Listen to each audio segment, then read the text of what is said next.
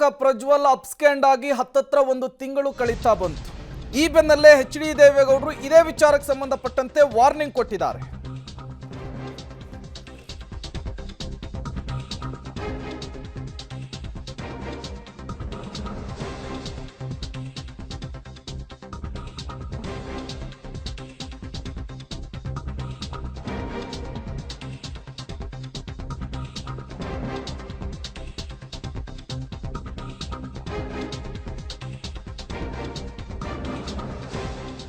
ಪ್ರಜ್ವಲ್ ರೇವಣ್ಣ ಅವರಿಗೆ ವಾರ್ನಿಂಗ್ ಅನ್ನು ಕೊಟ್ಟಿದ್ದಾರೆ ಮಾಜಿ ಪ್ರಧಾನಿ ದೇವೇಗೌಡರು.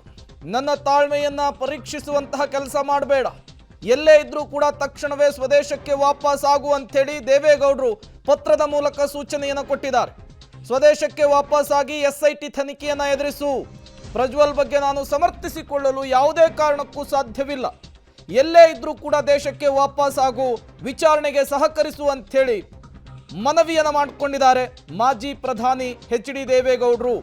ಇದೇ ರೀತಿಯಲ್ಲಿ 2 ದಿನಗಳ ಹಿಂದೆ ಎಚ್.ಡಿ. ಕುಮಾರಸ್ವಾಮಿ ಅವರು ಪ್ರೆಸ್ ಮೀಟ್ ಮೂಲಕ ಪ್ರಜ್ವಲ್ ರೇವಣ್ಣ ಅವರಿಗೆ ಮನವಿಯನ್ನು ಮಾಡಿಕೊಂಡಿದ್ರು.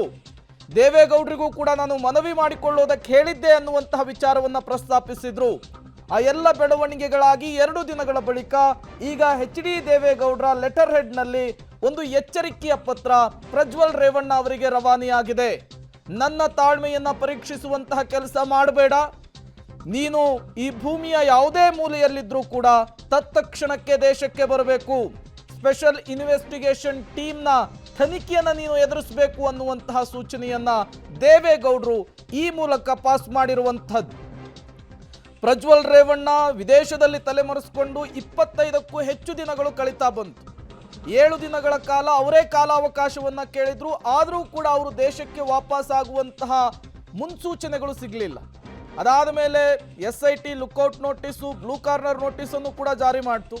ರೆಡ್ ಕಾರ್ನರ್ ನೋಟಿಸ್ ಜಾರಿಗೆ ಬೇಕಾದಂತಹ ಸಿದ್ಧತೆಗಳನ್ನು ಮಾಡಿಕೊಳ್ತಾ ಇತ್ತು. ಈ ಬೆನ್ನಲ್ಲೇ ಮಾಜಿ ಪ್ರಧಾನಿ ಎಚ್.ಡಿ. ದೇವೇಗೌಡರ ಲೆಟರ್ ಹೆಡ್ನಲ್ಲಿ ಒಂದು ಎಚ್ಚರಿಕೆಯ ಪತ್ರವನ್ನು ರವಾನಿಸಲಾಗಿದೆ. ಪ್ರಜ್ವಲ್ ರೇವಣ್ಣ ಅವರಿಗೆ ನನ್ನ ಎಚ್ಚರಿಕೆ ಅನ್ನುವಂತಹ ತಲೆಬರಹದಲ್ಲಿ ಒಂದು ಪತ್ರವನ್ನು ರವಾನಿಸಲಾಗಿದೆ. ಅದನ್ನು ಕೂಡ, ಅದರ ಪ್ರತಿಯನ್ನು ಕೂಡ ನೀವು ಸ್ಕ್ರೀನ್ ಮೇಲೆ ಗಮನಿಸ್ತಾ ಇದ್ದೀರಿ. ನಾನು ಮೇ 18ನೇ ತಾರೀಕಿನಂದು ದೇವಸ್ಥಾನಕ್ಕೆ ಹೊರಟಿದ್ದ ಸಂದರ್ಭದಲ್ಲಿ ಪ್ರಜ್ವಲ್ ರೇವಣ್ಣನ ಕುರಿತನಾಗಿ ಮಾತನಾಡಿದ್ದೆ. ಆತ ನನಗೆ, ನನ್ನ ಕುಟುಂಬಕ್ಕೆ, ನನ್ನ ಸಹೋದ್ಯೋಗಿಗಳಿಗೆ, ಸ್ನೇಹಿತರಿಗೆ ಮತ್ತು ನನ್ನ ಪಕ್ಷದ ಕಾರ್ಯಕರ್ತರಿಗೆ ತಂದೊಡ್ಡಿರುವಂತಹ ಆಘಾತ ಮತ್ತು ನೋವಿನಿಂದ ಹೊರಬಂದು ಮಾತನಾಡಲಿಕ್ಕೆ ಕೊಂಚ ಸಮಯ ಹಿಡಿತು. ನಾನು ಈಗಾಗಲೇ ಸ್ಪಷ್ಟಪಡಿಸಿರುವ ಹಾಗೆ ಕಾನೂನಿನ ಪ್ರಕಾರ ಅವನು ತಪ್ಪಿತಸ್ಥನಾಗಿದ್ದರೆ ಅವನಿಗೆ ಅತ್ಯಂತ ಕಠಿಣ ಶಿಕ್ಷೆಯನ್ನು ವಿಧಿಸಬೇಕು.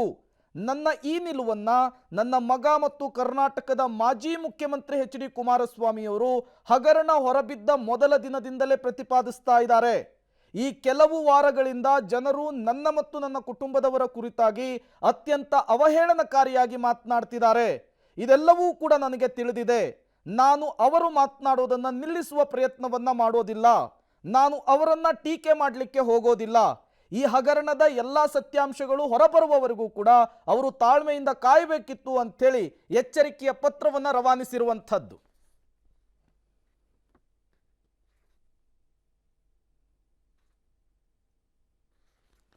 ಮತ್ತಷ್ಟು ಡೀಟೇಲ್ಸ್ ಅನ್ನು ಕೊಡ್ತಾರೆ. ಇದೇ ವಿಚಾರಕ್ಕೆ ಸಂಬಂಧಪಟ್ಟಂತೆ ನಮ್ಮ ಪ್ರತಿನಿಧಿ ಶ್ರೀನಿವಾಸ್ ನೇರ ಸಂಪರ್ಕದಲ್ಲಿ ಜಾಯಿನ್ ಆಗಿದ್ದಾರೆ. ಶ್ರೀನಿವಾಸ್, ಈ ಹಿಂದೆ ಎಚ್.ಡಿ. ಕುಮಾರಸ್ವಾಮಿ ಅವರು ಇದೇ ಅರ್ಥದಲ್ಲಿ ಇದೇ ರೀತಿಯ ಮನವಿಯನ್ನು ಮಾಡಿಕೊಂಡಿದ್ರು. ಈಗ ಎಚ್.ಡಿ. ದೇವೇಗೌಡರು ಎಚ್ಚರಿಕೆಯ ಸಂದೇಶವನ್ನು ರವಾನಿಸಿದ್ದಾರೆ. ಈ ಪತ್ರದ ಉದ್ದೇಶ ಮತ್ತು ಇದಕ್ಕೆ ಸಂಬಂಧಪಟ್ಟಂತೆ ಡೀಟೇಲ್ಸ್ ಅನ್ನು ಕೊಡೋದಾದ್ರೆ. ಪ್ರೇಮ್, ಹೌದು, 2 ದಿನಗಳ ಹಿಂದೆ ಮಾಜಿ CM ಕುಮಾರಸ್ವಾಮಿ ಅವರು ಪ್ರಜ್ವಲ್ಗೆ ಸಾರ್ವಜನಿಕವಾಗಿ ಎಲ್ಲೇ ಇದ್ರೂ ಕೂಡ ನೀನು ಬಂದು SIT ಮುಂದೆ ವಿಚಾರಣೆಗೆ ಹಾಜರಾಗಬೇಕು ಅನ್ನುವಂಥ ಮನವಿಯನ್ನು ಮಾಡಿದ್ರು. ಆದರೆ ಕುಮಾರಸ್ವಾಮಿ ಅವರ ಮನೆಗೆ ಪ್ರಜ್ವಲ್ ರೇವಣ್ಣ ಅವರು ಬೆಲೆ ಕೊಟ್ಟಿಲ್ಲ. ಹಾಗಾಗಿ ಈಗ ದೇವೇಗೌಡರು ಖುದ್ದಾಗಿ ಪತ್ರದ ಮೂಲಕ ಒಂದು ರೀತಿ ಸಂದೇಶವನ್ನ ಮತ್ತೆ ಎಚ್ಚರಿಕೆ ಎರಡನ್ನೂ ಕೂಡ ದೇವೇಗೌಡರು ನೀಡಿದ್ದಾರೆ.